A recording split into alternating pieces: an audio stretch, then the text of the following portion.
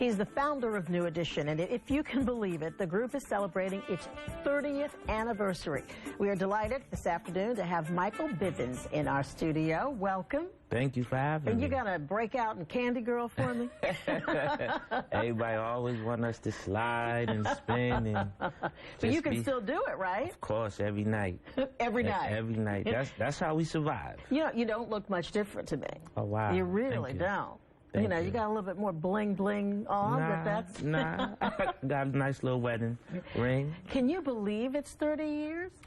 I believe it's been a long journey. And, you know, to be honest with you, I can't wait for us to do our movie. I think for the kids that are home in the projects or wherever they are, walks of life, that want to enter the music business, I think our story is the perfect blueprint for our generation. You know, you have the Jacksons, you have the Temptations story. I think the New Edition story encompasses hip-hop, R&B, and pop culture, and I think if people see it, they will feel the the trials and tribulations of 30 years. So are we breaking news here? Are you working on a movie? Well, we've been working on it for a long, long time. And I'm just trying to understand, is it going to be on TV? Is it a theater? But whatever it is, it's like my main goal as a 1/6 member, I'm pushing the movie, probably more so than a record. And I don't know if a lot of people know this, and maybe they do. You're not just a singer. You do everything. I mean, and it's not just about New Edition. Of course, Biv DeVoe. And then, and your fingers were in Boys to Men. Yes, yes. Well, you know, I kind of represent the underdog. You know, I was in my group kind of like in the background, me and my good buddy, Ronnie DeVoe.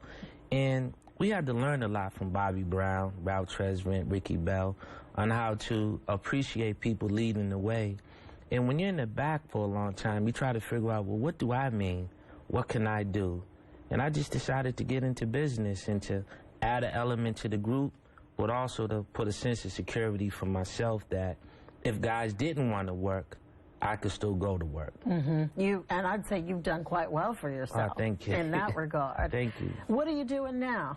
Now, projects that you... Yes, now I'm on BET Thursday nights. We got a brand new show called Apollo Live. It's the old Apollo on steroids. It's Gladys Knight, Dougie Fresh, hosted by Tony Rock and myself as judges. And it's a platform for unsigned talent to be out there. Of course, you have The Voice, American Idol. But it's the roots of where it all started. So we brought that back. I also do stuff with TNT. I go out and film LeBron James, Dwayne Wade, various ball players. I do segments on NBA.com when that usually comes around NBA All-Star. And I have my own company, Sporty Rich, which is for music, television, and fashion. And the one thing I say is every day that you sleep longer, somebody else is up moving harder. So that's what I do most of my time. I take power naps. So you don't sleep? No, that's why I got these on today. Long night.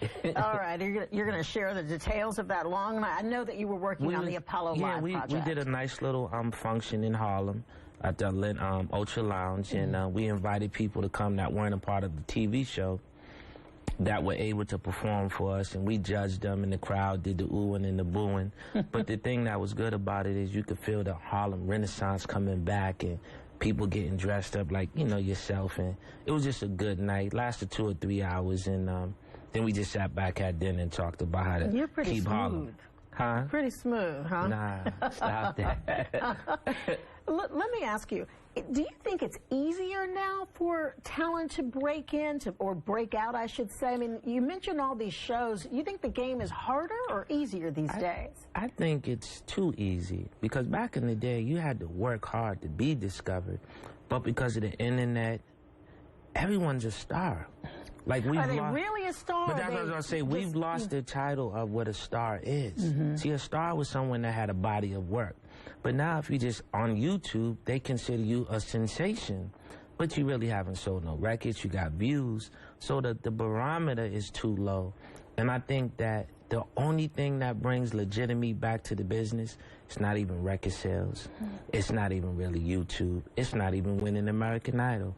It's how many people you could put in a concert seat. The reality is, and when I get my money once a month, do I really want to go to your concert. And pay to hear and pay to see you live. I don't care about all of the fluffed up stuff, but do I want to see you live? So any artist today that's out doing live entertainment, those artists are stars.